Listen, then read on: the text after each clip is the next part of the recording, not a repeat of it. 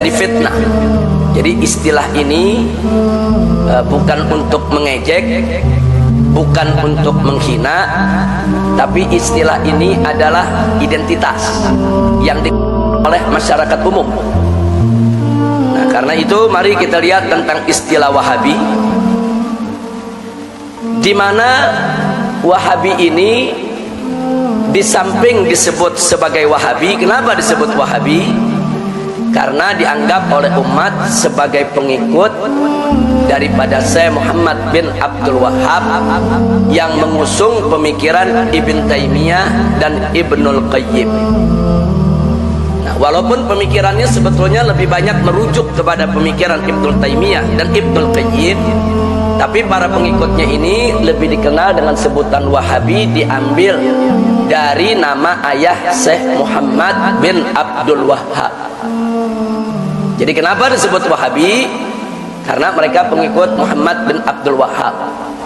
Jadi kata Wahabi diambil dari nama ayah Syekh Muhammad. Walaupun istilah ini kelompok Wahabi tidak terima. Perlu saya berikan catatan, walaupun istilah ini kelompok Wahabi tidak terima. Saya di sini tidak bicara dia terima atau tidak terima, tapi saya bicara label yang menjadi identitas yang menyebar di tengah masyarakat, yang suka maupun yang tidak suka. Nah, aneka label untuk Wahabi kita perhatikan. Satu, mereka disebut Ahlul Hadis. Ini klaim yang sangat mereka senang. Nah, mereka kalau disebut Ahlul Hadis mereka terima dan mereka senang. Nah, mereka sangat bersahabat, sangat akrab dengan istilah ini. Kenapa disebut Ahlul Hadis? Karena mereka mengklaim sebagai pengikut ahli hadis. Walaupun Imam Syafi'i juga ulama hadis, Imam Malik itu Syekhul Muhadditsin, itu imamnya para ahli hadis. Begitu juga Imam Ahmad Ibn Hanbal, siapa yang tidak kenal, imam ahli hadis. Nah, jadi kalau Wahabi mengklaim mereka sebagai ahlul hadis, sah-sah saja itu klaim mereka. Silakan mereka mengklaim sedemikian rupa, tinggal persoalannya umat mau terima atau tidak, itu aja. Tapi yang jelas memang label ini cukup populer. Jadi kalau disebut ahlul hadis biasanya kalau bicara soal akidah itu ditujukan untuk mereka. Nah, yang kedua, mereka juga sangat suka disebut Atsari. Bukan Asy'ari, Atsari pakai ta. Atsari. Nah, kenapa disebut Atsari? Karena mereka mengklaim sebagai pengikut ahli atsar. Ahli atsar sama ahli hadis itu sama. Ahli atsar itu peninggalan salaf kita, baik dari Nabi maupun dari para sahabat, dari tabi'in, dari tabi'in. Makanya mereka senang kalau disebut Atsari. Kadang-kadang mereka gunakan gelar Atsari di belakang nama mereka. Umpamanya Dr. Fulan bin Fulan Al-Atsari. Nah, biasanya mereka tulis Al-Atsari. Nah, biasanya kalau ulama-ulama Syafi'i kan ditulis Fulan bin Fulan Asy-Syafi'i, Fulan bin Fulan Al-Asy'ari. Kadang-kadang mereka ditulis Fulan bin Fulan Al-Atsari. Nah, karena memang mereka senang dengan label itu. Yang ketiga, mereka juga punya label Salafi. Nah, ini juga mereka sangat senang, bahkan bangga dengan istilah ini. Dan mereka dorong supaya umat Islam sebut mereka Salafi. Mereka nggak mau disebut Wahabi. Jadi saya perlu bicara apa adanya, mana yang mereka suka, mana yang mereka tidak suka, itu istilah. Saya di sini bukan sedang menghujat mereka, tapi saya di sini sedang memperkenalkan kepada umat tentang identitas-identitas yang menyebar di tengah masyarakat. Nah, kenapa mereka disebut Salafi? Karena mereka mengklaim sebagai pengikut salaf.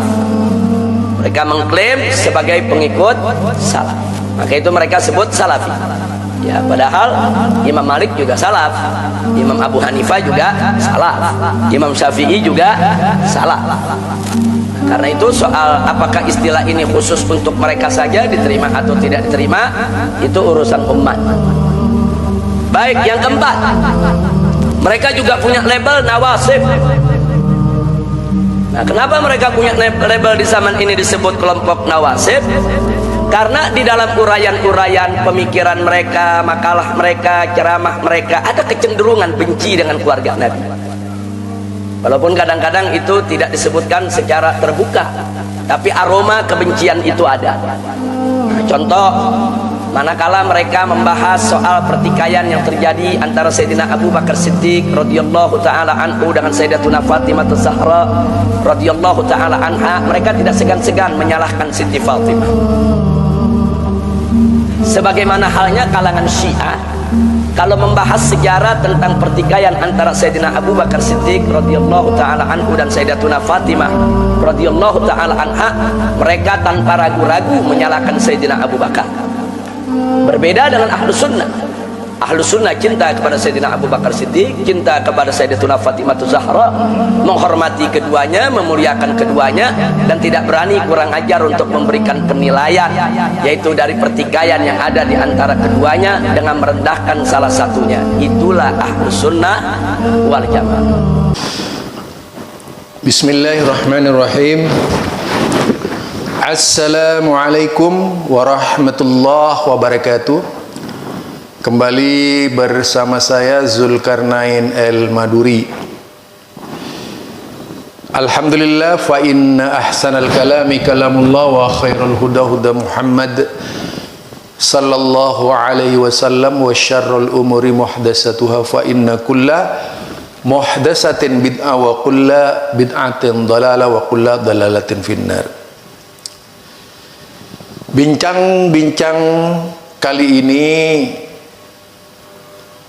ingin mengangkat terkait dengan tanggapan Habib Rizik dengan istilah-istilah yang muncul ditujukan kepada Wahabi.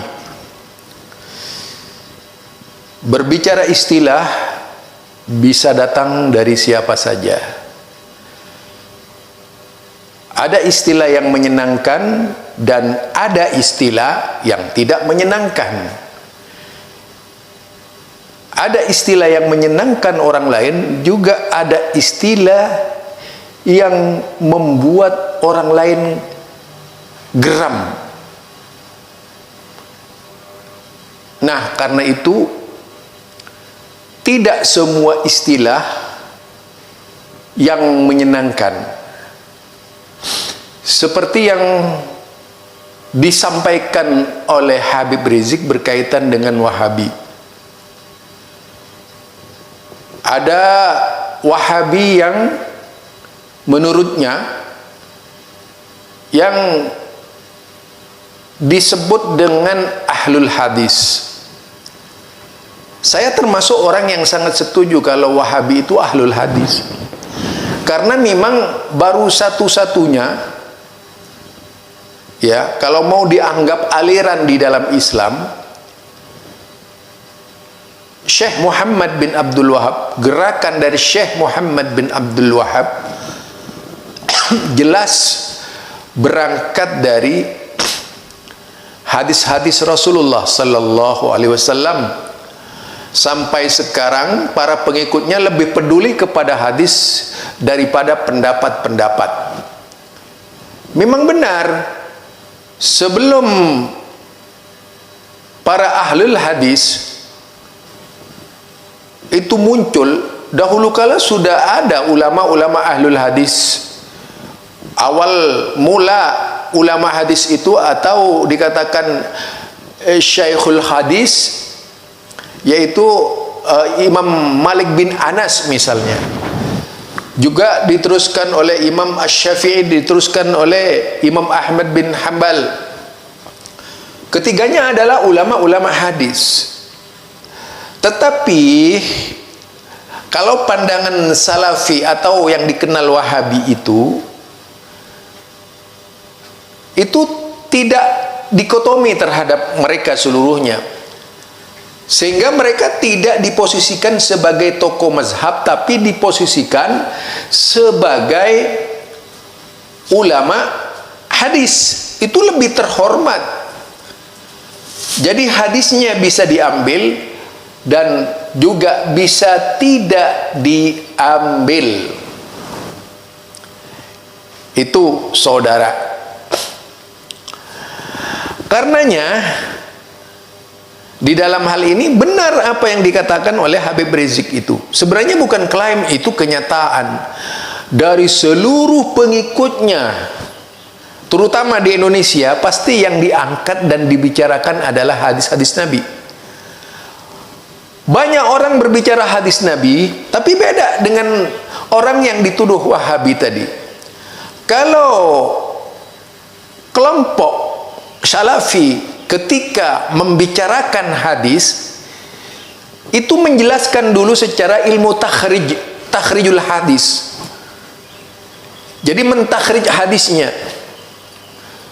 Di kitab apa saja dikeluarkan hadis itu, kemudian membicarakan orang-orang hadis, yaitu rijalul hadis, baik yang dari Rasulullah sampai Imam Bukhari, baik dari Rasulullah sampai Imam Muslim, baik dari Rasulullah sampai Imam yaitu An-Nasa'i, dari Rasulullah sampai At-Tirmidzi, dari Rasulullah sampai Abu Daud, dari Rasulullah sampai Ibnu Majah, dari Rasulullah sampai Imam Malik, dari Rasulullah sampai Imam Ahmad bin Hanbal, dari Rasulullah sampai Ad-Darimi, atau dari Rasulullah sampai Ibnu Hibban, dari Rasulullah sampai Imam Baihaqi, dari Rasulullah sampai Imam Daruqutni, dari Rasulullah sampai Imam Tabrani, bahkan seperti gurunya Abdul Razak dan sebagainya.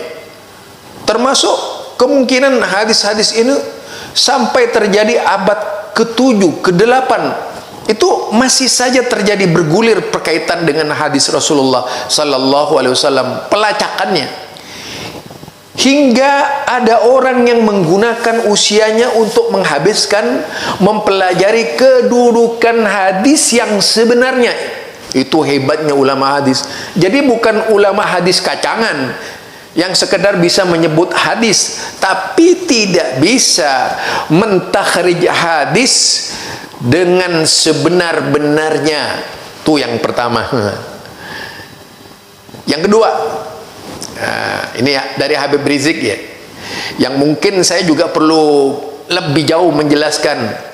Ahlul asar atau yang disebut dengan al-asari. Al-asari siapa? Yaitu mereka yang tekun mengikuti para sahabat Rasulullah. Itu juga terbukti kepada Salafi, karena memang kitab-kitabnya Salafi itu meliputi banyak kitab yang berkaitan dengan hayatus sahabat. Nah, hayatus sahabat ini, biografi para sahabat dengan sekaligus peninggalan-peninggalan sahabat, karena memang tidak bisa dilepaskan juga dari tokoh-tokoh yang menyampaikan hadis Rasulullah sallallahu alaihi wasallam. Walaupun sering juga para sahabat itu memberikan tafsir terhadap hadis Rasulullah sallallahu alaihi wasallam. Ada yang memang harus diambil dan memang juga harus ada yang ditinggal. Ini yang kedua. Nah, yang ketiga sekarang. Yang ketiga disebut Salafi. Ya, benar. Apa salahnya kelompok menampakkan dirinya Salafi? Loh, yang sekarang marak malah menggunakan kata Salafiyah, pondok pesantren As-Salafiyah, Asy-Syafi'iyah, Malikiyah, Syafi'iyah, Hambaliyah, Syafi'iyah. Itu pesantren di Indonesia juga banyak yang menggunakan kata-kata Salafiyah, karena mereka ingin menjadi bagian dari salaf. Jadi tidak salah jika kemudian seluruh pengikutnya Syekh Muhammad bin Abdul Wahab juga menyebut dirinya Salafiyah, As-Salafi. Bahkan banyak ulama-ulama hadis yang menggunakan nama keterkenalannya, yaitu misalnya Zulkarnain As-Salafi, As-Salafi Al-Muhammadi. Nah, itu ya. Jadi predikat seperti itu bisa dipakai siapa saja, tinggal dibuktikan saja apakah memang benar-benar mengikuti salaf atau hanya sekadar teriak-teriak salaf. Bisa dibuktikan, dibandingkan seluruhnya siapa yang benar-benar mengikuti salaf, kan begitu. Nah, jadi saya bukan dalam hal ini harus mendukung Salafi. Ini kenyataan yang saya baca, saudara. Jadi kenyataan yang saya baca. Kemudian ada juga yang menyebut nawasib. Nah, ini yang mungkin agak keliru Habib Rizik ya. Habib Rizik agak keliru. Nawasib ini istilah produk Syiah. Jadi kalau misalnya Habib Rizik terseret kepada pemahaman istilah seperti itu, ikut-ikutan mengecap Wahabi, itu nawasib, itu bisa salah. Karena kita juga harus membaca latar belakang istilah, munculnya istilah nawasib. Istilah nawasib ini muncul dari Syiah. Dilontarkan dan dilemparkan oleh orang-orang Syiah. Saya kira tidak adalah dalam perjalanan dakwah salafiyah yang dimotori oleh Ibnu Taimiyah sampai Syekh Muhammad bin Abdul Wahab yang menjelek-jelekkan Ahlul Bait. Tidak ada itu, nggak benar itu. Silakan cari kitab apa yang mengandung ajaran kebencian terhadap Ahlul Bait. Anggapan, tuduhan yang dilemparkan oleh Syiah kepada Wahabi sebagai nawasib itu, ya, itu hanya sekedar tuduhan saja. Dalam kitab-kitab Syiah, mulai Biharul Anwar, kitab yang ditulis oleh Al-Kulaini, ya, Usulul Kafi itu Al-Kafi, dan berbagai macam kitab-kitab Syiah seperti Mufid juga, atau kitab-kitab lainnya yang ditulis oleh mereka. Nawasib itu ditujukan kepada Ahlus Sunnah, bukan Wahabi. Salah antum Syekh Habib siapa namanya, Habib Rizik Sihab. Itu tidak benar. Nawasib ini diucapkan oleh Syiah kepada seluruh Ahlus Sunnah, mulai dari Abu Bakar, Umar, Utsman. Ini disebut nasibi oleh mereka. Jadi kalau misalnya ikut-ikutan mengambil istilah itu untuk Wahabi, salah total itu. Karena istilah ini istilah yang dilemparkan oleh orang-orang Syiah kepada seluruh sahabat Nabi. Ya, semua sahabat Nabi dianggap nawasib, yang berhak menurut mereka itu merasakan azab siksa kelak di hadapan Allah. Ini kan kurang ajar mereka ya. Itu nawasib. Kemudian yang yaitu yang lainnya apa tadi disebut, yaitu musabbihat. Nah, di dalam kitab I'tiqad Ahlus Sunnati wal Jamaah yang disusun oleh At-Tabari Al-Lilkai itu disebutkan dari Abu Hatim, kalau Ahlus Sunnah itu, ya, ciri-ciri Ahlus Sunnah, yaitu disebut musabbihat. Orang yang menyerupakan Allah karena mereka menerima zahirnya. Ini Abu Hatim, ulama besar dalam bidang ilmu hadis juga, Abu Hatim. Jadi ini surat kepada Habib Rizik ya. Surat saya kepada Habib Rizik. Jangan salah di dalam mengomentari salafi. Jadi musabbihat, kalau dilihat merujuk kepada kitab I'tiqad Ahlus Sunnati wal Jamaah, ya, I'tiqad Ahlus Sunnati wal Jamaah yang sebenar-benarnya, yang ditulis dan diturunkan oleh Imam Ibnu Jarir At-Tabari Al-Lilkai. Ya, kalau kita baca Abu Mansur At-Tabari Al-Lilkai. Nah, kita bisa, kalau Ibnu Jarir itu kan mufassir ya. Mufassir beliau. Ada Abu Mansur At-Tabari Al-Lilkai itu.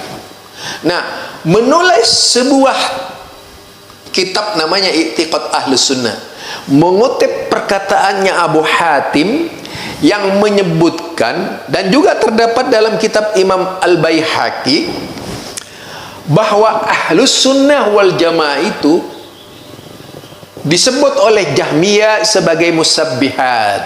Nah, Jadi sekarang apakah ahlus sunnah yang sekarang ini disebut musabbihat? Tidak. Berarti bukan ahlus sunnah.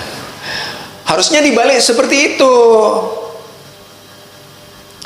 Berarti mereka bukan ahlus sunnah, karena ciri-ciri ahlus sunnah itu disebut musabbihat. Ini menurut Abu Hatim. Yang kedua, ciri-ciri ahlus sunnah menurut Mu'tazilah itu dia mujassim, karyanya mujassam, yaitu menjisimkan, jassama, menjisimkan Allah. Ya, ini sebenarnya mujassim ini lebih tepat dikatakan kepada ahli thariqat ya, mujassimin, karena mereka itu hulul. Biasanya di dalam hal Allah dianggap Allah itu menyatu dengan manusia dan sebagainya. Kenapa Wahabi? Aneh itu. aneh. Mestinya kalangan toriko yang berbicara manunggaling kuala gusti dan segalanya itu lebih pantas, lebih layak disebut sebagai mujassim. Mereka yang gila dengan toriko itu, ya itu mujassim yang sebenarnya, karena dia berbicara penyatuan Allah dengan dirinya, itu dia lebih mujassim. Justru ditujukan kepada Wahabi, padahal mujassim ini menjadi ciri khas dalam kitab tadi itu At-Tabari ya. Nah, yaitu ciri khas dari ahlus sunnah. Kalau ahlus sunnah dahulu kala disebut mujassim. Sekarang persoalannya, apakah ahlus sunnah yang sekarang ini disebut mujassim? Tidak. Jadi tidak. Artinya benar dah, yang sekarang ini bukan ahlus sunnah. Jadi cirinya musabbihat ahlus sunnah. Ada juga yang menyebut khawarij. Ya, dikaitkan dengan berbagai macam peledakan bom dan sebagainya, lalu diseret-seret kepada Wahabi itu. Itu lucu. Itu sama dengan orang Islam yang banyak membaca Al-Quran. Kalau perlu ya seluruh umat Islam nanti diteroriskan, itu biasa-biasa saja menurut saya. Karena ternyata pemahaman agama juga tidak terlepas dari kepentingan politik orang-orang tertentu ya. Mungkin ini sekedar masukan kepada Habib Rizik saja, sebagai surat cinta saya kepada beliau. Apa yang disampaikan oleh beliau itu perlu pelurusan soalnya. Jadi banyak salahnya ya, termasuk tadi menerangkan berkaitan dengan musabbihat, kemudian mujassim, kemudian nawasib. Ini salah total lah Habib Rizik gini. Jadi saya mohon maaf kepada beliau, paling tidak ini sebagai pelurusan kepada beliau tentang pengertian-pengertian nawasib dan sebagainya. Nawasib ini hanya terkenal dalam dunia Syiah, tidak terkenal dalam dunia Ahlus Sunnati wal Jamaah. Para tokoh-tokoh yang melontarkan istilah nawasib atau nasibi ini adalah tokoh-tokoh dari kalangan Syiah Rafidhah, yang dengan sengaja memang ingin menjauhkan umat Islam dari pengertian Islam yang sebenarnya. Ini saja dari saya, Zulkarnain El Maduri. Assalamualaikum warahmatullahi wabarakatuh.